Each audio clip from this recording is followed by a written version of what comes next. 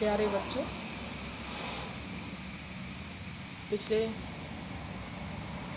2.5 महीने से आपसे जो भी संपर्क हो रहा है वो फ़ोन के ही माध्यम से हो रहा है, क्योंकि कोरोना काल में विद्यालय बंद चल रहे हैं और विद्यालय अगर जुलाई में खुले भी हैं तो आपका अभी विद्यालय में आना जाना वर्जित है।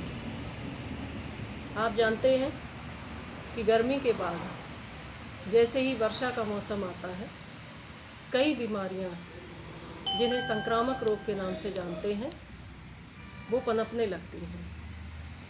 पिछले वर्ष इसी समय 1 जुलाई से 31 जुलाई तक एक विशेष संचारी रोग निवारण अभियान चलाया गया था।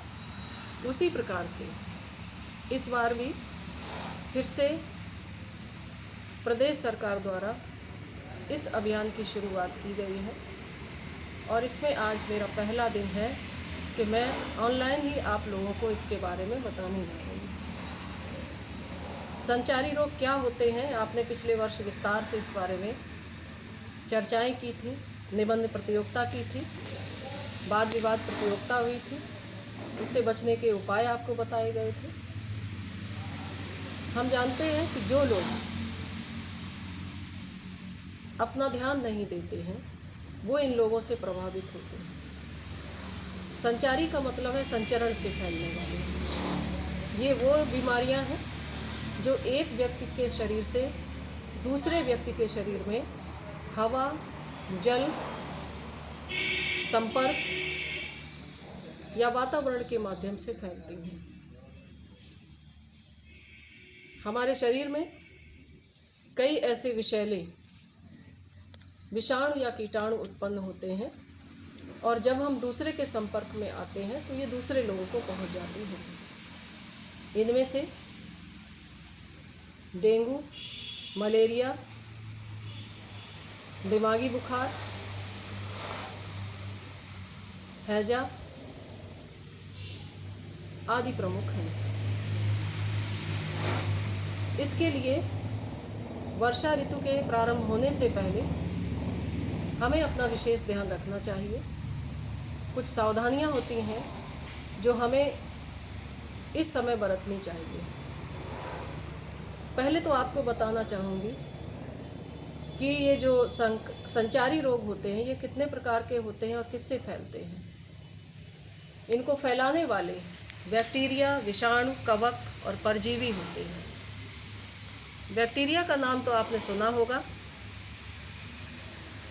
जो भोजन की विषाक्तता को पैदा करता है, जैसे साल्मोनेला। विषाणु किसको कहते हैं? जैसे राइनोवायरस, जो आम सर्दी का कारण बनता है, खांसी जुकाम जिसके कारण होते हैं।